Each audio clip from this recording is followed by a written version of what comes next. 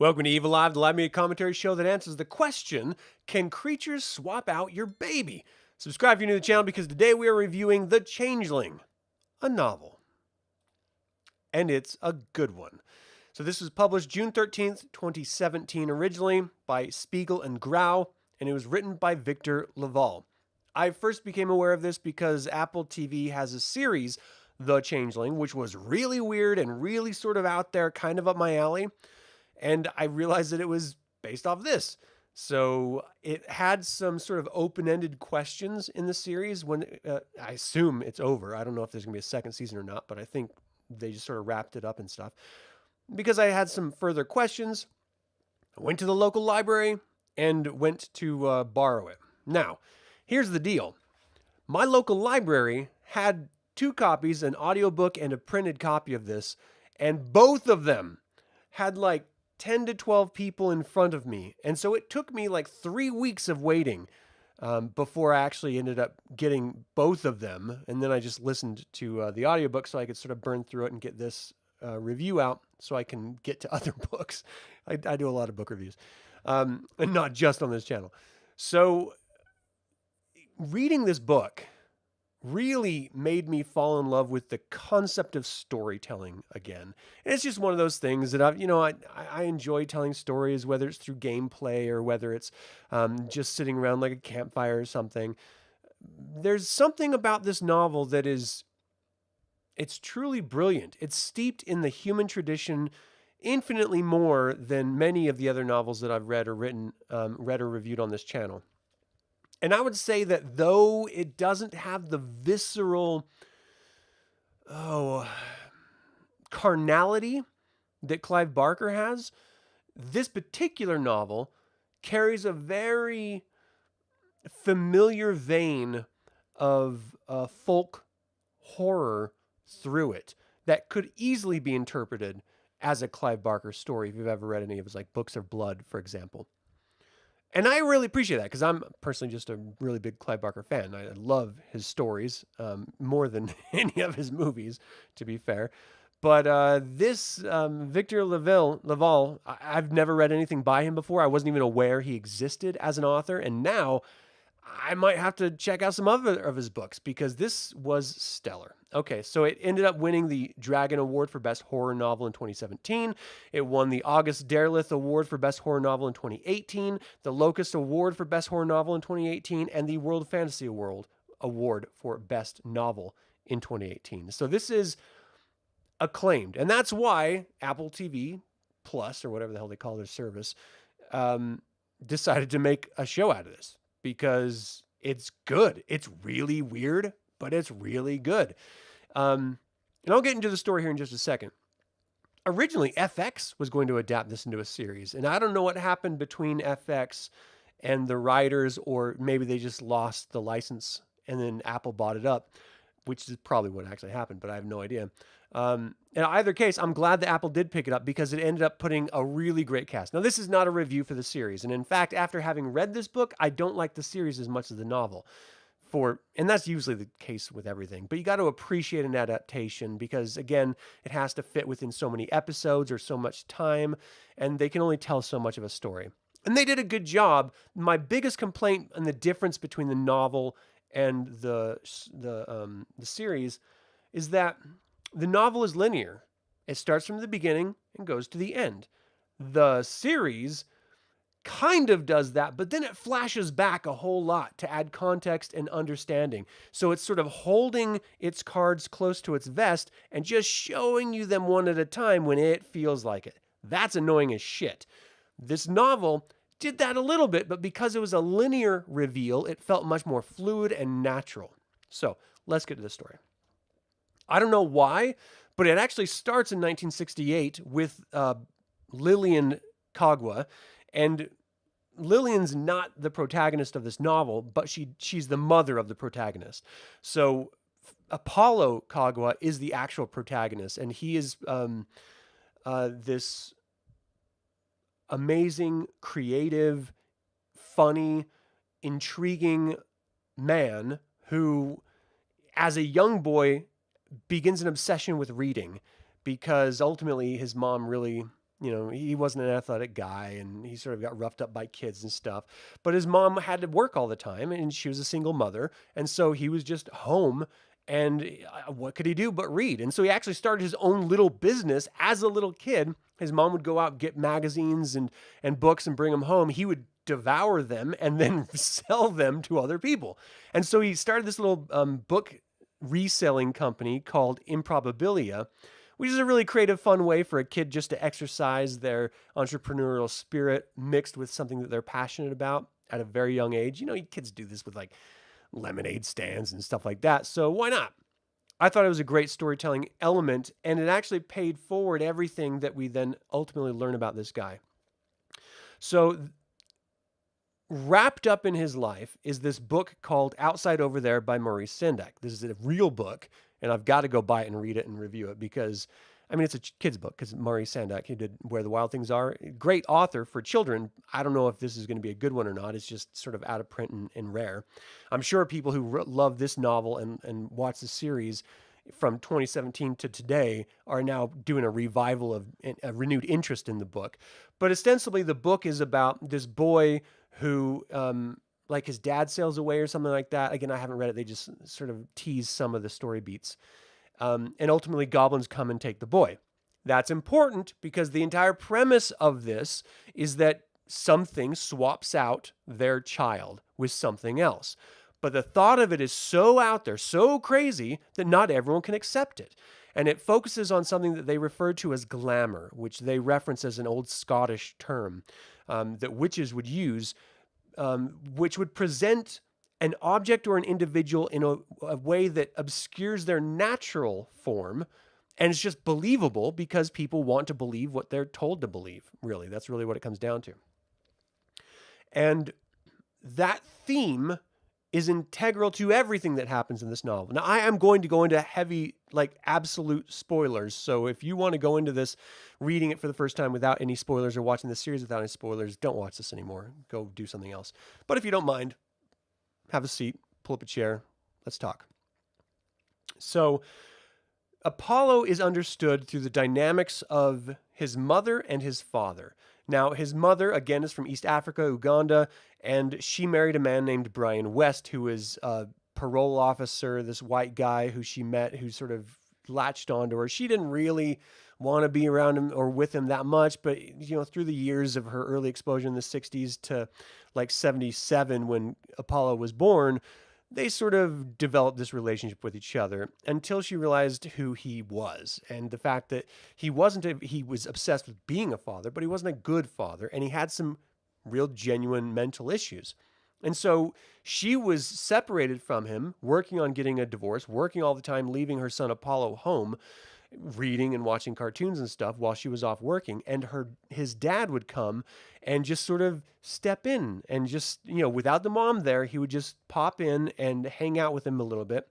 Well, this inciting incident happened that's not revealed until the very end of the novel, which would then influence everything about Apollo's psyche moving forward. And again, spoiler, but ultimately his father tried to kill him. He tried to drown him in boiling hot water in the bathtub. His father was doing it because he felt like if he couldn't live with him, then he shouldn't live with anyone. His plan was to murder his son. When the mother came home, murder the mother, and then kill himself because he was just fucked up and he had nothing else in his life. He was schizophrenic or something, and unfortunately, people are like that. So the mom obviously didn't want the son to have anything to do with with the father, and so completely literally murdered her husband, but acted as if the father had run out on them. And so she hid the body somewhere, and it's never really revealed, and the details, the lurid details of it are never actually revealed in the novel. But that's all to say that Apollo was raised in an absent household with an obsession for reading a children's book about goblins coming in and taking children and replacing them with goblins. And so this idea of fairy tales in reality, and the horror and trauma of almost being murdered by his own father, only to have his mother then murder his father.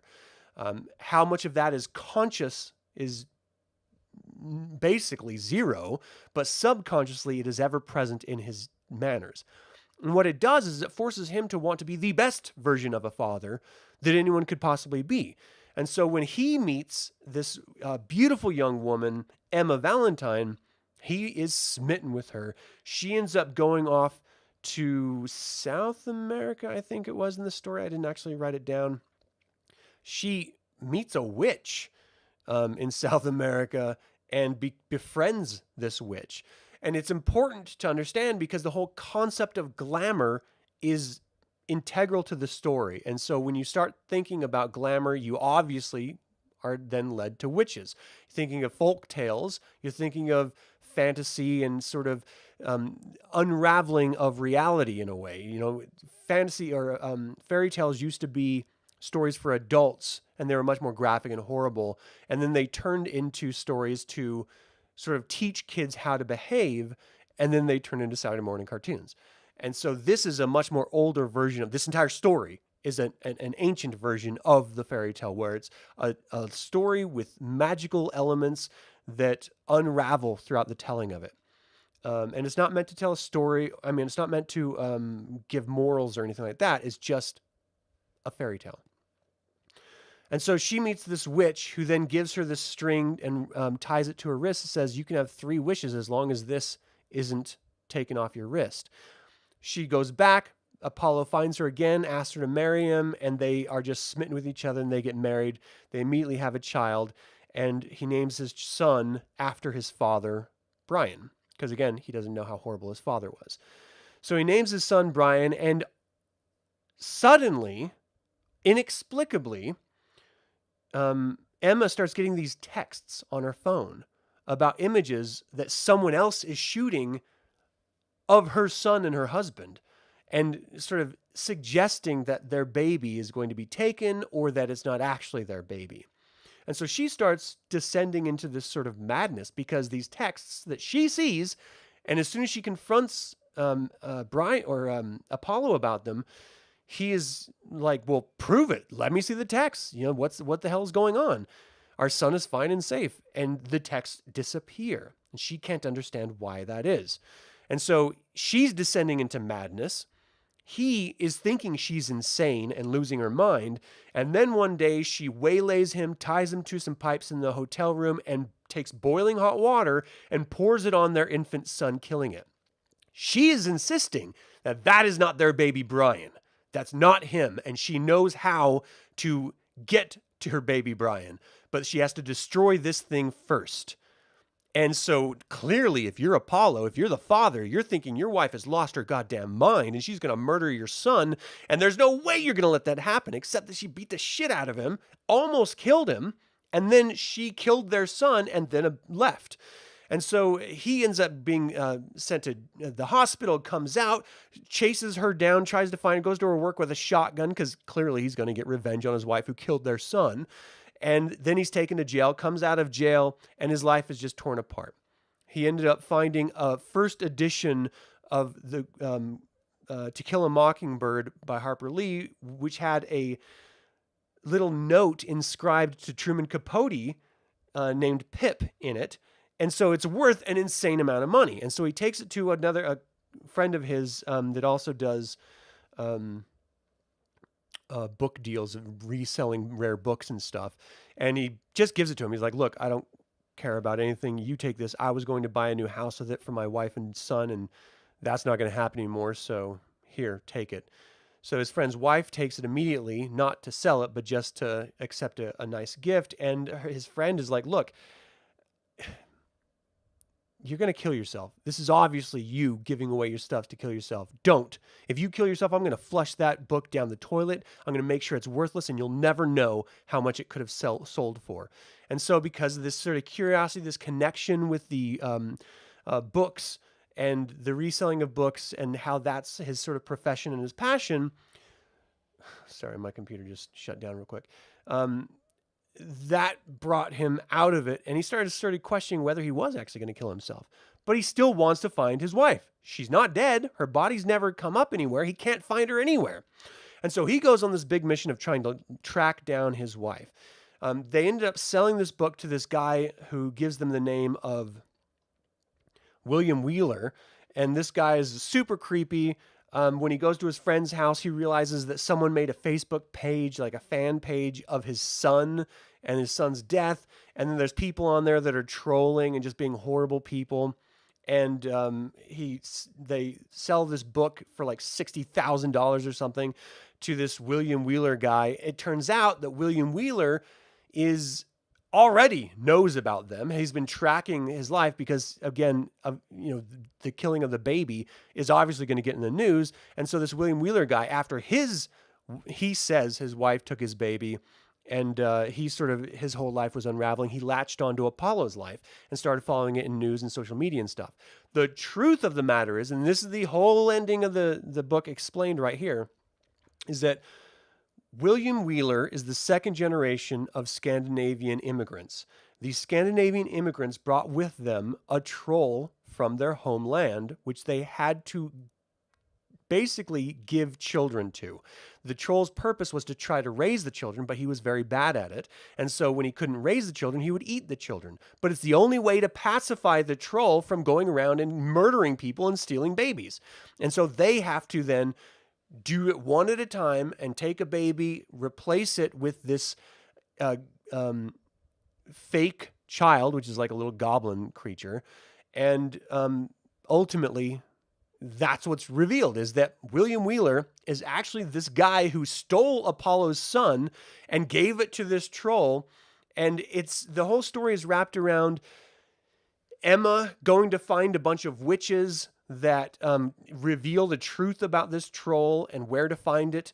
And so she goes to the witches and then goes to find her son because she's convinced that Brian's still alive. Apollo, with William Wheeler, who is also trying to find the witches to kill them, and because ultimately his wife went to the witches too, because he gave his own daughter to this troll, and the troll didn't know how to take care of it, so it ate it, and that pissed off his wife, but he was doing something that he believed he had to do because of generations of his ancestors having done it, to placate the troll. It's a very twisted, interesting story that has so many different layers of fantasy unraveling through reality that you kind of believe that this could actually happen by the end of it. Again, you believe in the sort of fiction and storytelling aspect of it, but you're in. Like, your mind is 100% in, and a whole bunch of crazy stuff happens. Like when Apollo takes William Wheeler to the island, they find all the witches. The witches are more endearing to Apollo. They're planning on killing William. I don't think they know exactly who he is, but they know what he is, a monster who killed his son. And his wife, Greta, was like hanging out there. So they're planning on killing him, but William brought the troll with him. And the troll starts murdering all the witches and all the children that were on this island for protection from him and the troll. And they end up escaping, some of them. And ultimately, Apollo ends up escaping and then going to Central Park in New York. And the author does a great job of describing New York and its inhabitants and its streets and its neighborhoods. And it's just a really, it's so much so that it's almost like its own character, like the location is its own character. And it's beautiful and it's disturbing and it's just amazing the way he does it. Goes to Central Park, realizes that William Wheeler's father is actually giving food to Emma to stop her from using her witch powers on him. And then the whole time, Apollo was named Apollo, and his mother sort of said, "You are the god Apollo, you are the god Apollo." And so he has that sort of mantra in the back of his head, "I am Apollo, I'm the god Apollo. And basically I can do whatever I want."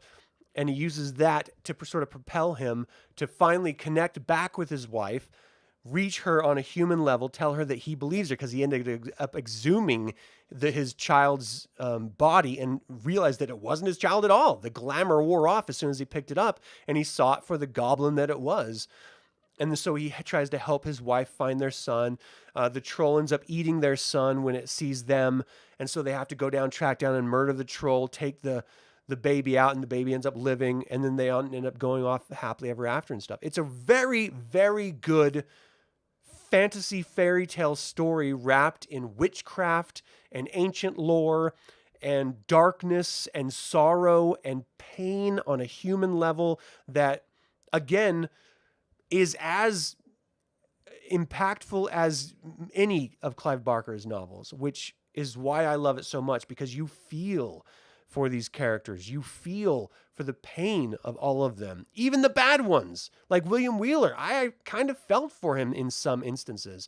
He was just trying to continue this legacy that was monstrous, yes, but it's all he knew, and he was doing it to protect, even though he was making a lot of money off of it. But ultimately, he was behind all the babies being swapped out and stuff on behalf of the troll. It's great. It's a great story. I highly recommend this to everyone, and that's why I gave it 5 out of 5 evil eyes. That's right, top score.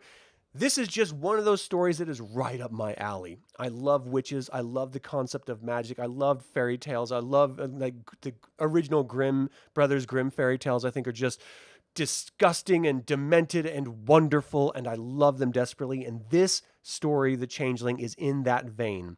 It pulls from shared mythology, it pulls from shared fantasy and fairy tales, and it wraps this all together in a new and original story that is engaging. The characters are fascinating and believable, and you just want to laugh and cry with them, and I did, and it was a wonderful experience reading this novel. I highly recommend it if you enjoy stories like this. So, thank you guys so much for tuning in to this Evil Live review of The Changeling by Victor Laval. 5 out of 5 evil stars is the best you can get, and there's a reason for it. So do yourselves a favor and check it out. As always, remember, the evil spelled backwards is live, so get out there and be evil.